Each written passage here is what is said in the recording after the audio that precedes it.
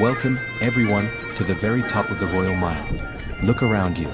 You are standing on the ancient bedrock of the city, where power began. We are on the stretch known as Castlehill, and just beyond us, the street widens into the historic Lawnmarket. This is where the lifeblood of old Edinburgh, its people, its commerce, and its dark secrets, were concentrated for centuries.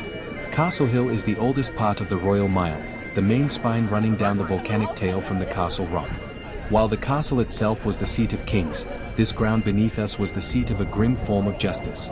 In the 16th and 17th centuries, Scotland was gripped by a terrifying era of persecution, the Great Witch Hunts.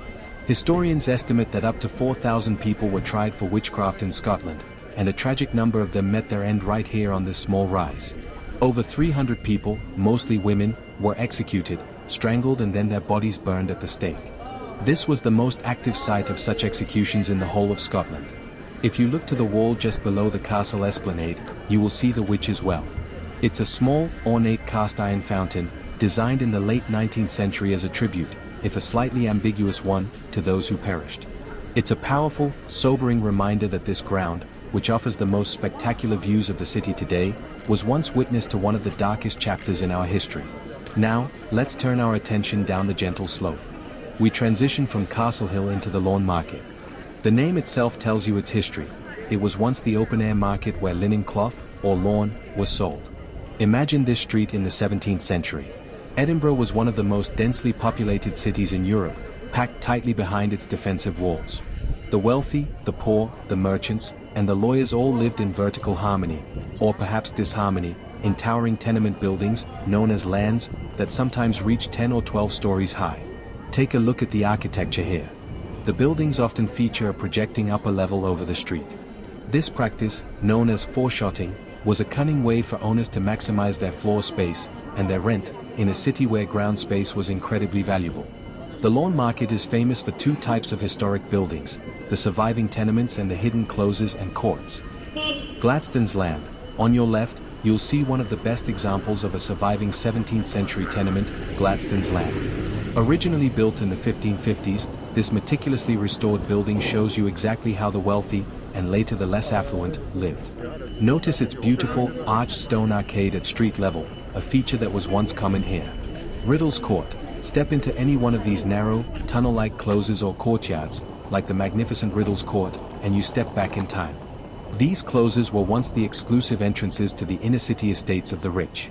Riddle's Court, for instance, was amalgamated and rebuilt in the 1590s by a wealthy merchant, John McMorran.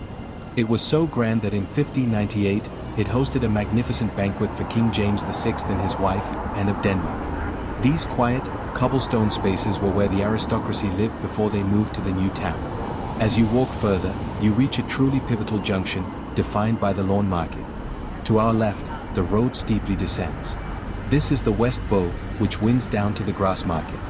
Historically, this was one of the main ways in and out of the city, bringing merchants, goods, and travelers up to the Royal Mile, and also the route for those condemned to the gallows in the Grassmarket. To the right, you see the modern street of George IV Bridge. Before it was built, the land dropped away sharply, and that is where you would have found the homes of some of the Scottish Enlightenment's great thinkers. James Court, though mostly rebuilt after a major fire, was a hub of intellectual life. It was here that the philosopher David Hume, the man who would challenge the very foundations of Western philosophy, lived and held court. And the author James Boswell, famed biographer of Samuel Johnson, also resided here. The movement of wealthy and influential residents like Hume and Boswell out of the old town and down into the new, spacious squares of the new town in the late 18th century marked a profound change. The Royal Mile transitioned from a bustling, vertically stacked residential hub for all classes into a place increasingly dominated by commerce and the law, a transformation that continues to define it today. The Castlehill and the Lawnmarket, then, are more than just old streets. They are the essential link in the chain of the Royal Mile, carrying the weight of the monarchy, the terror of the witch trials, the wealth of the mercantile age, and the birth of the Scottish Enlightenment. Thank you for joining me for this journey through the history of Castlehill and the Lawnmarket.